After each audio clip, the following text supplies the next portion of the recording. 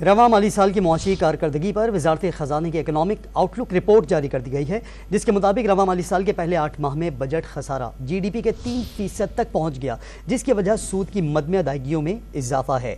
Budget खसारे में इजाफे की वजह सूद की मद में अदायगियों में इजाफा बताया जा रहा है, जबकि 8 माह में वफाकी हुकूमत की आमदन में 51% इजाफा हुआ।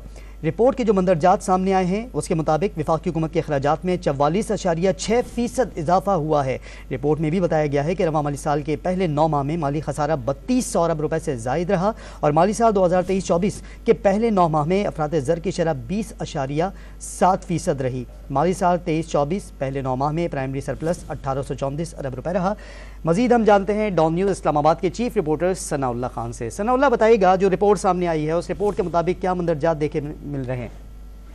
देखिए, एक तो जो इसमें सबसे खतरनाक बात है कि पाकिस्तान का जो इंटरेस्ट पेमेंट है जो रवां माली साल के लिए इन्होंने एंटीसिपेट की थी, जो बजट डॉक्यूमेंट्स में दी थी, वो 3000 से 3500 अरब रुपए थी, लेकिन वो बढ़कर क्योंकि इंटरेस्ट रेट बढ़ा है वो 8500 अरब रुपए तक पहुंच सकती है। और उसका इम्पैक्ट ये आया है कि आपका जो बजट डेफिसिट है वो 8 माह के दौरान शरह नमू के 3% हो गया है, जो 3200 अरब रुपए से ज्यादा है।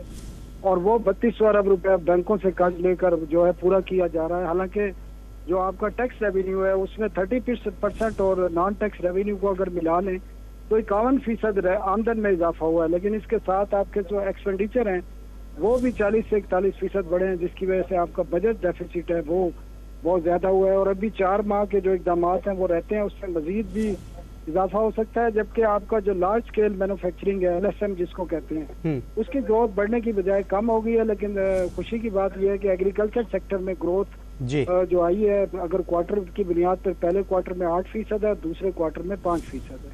जी ठीक है सनाउल्लाह खान, बहुत शुक्रिया आपका।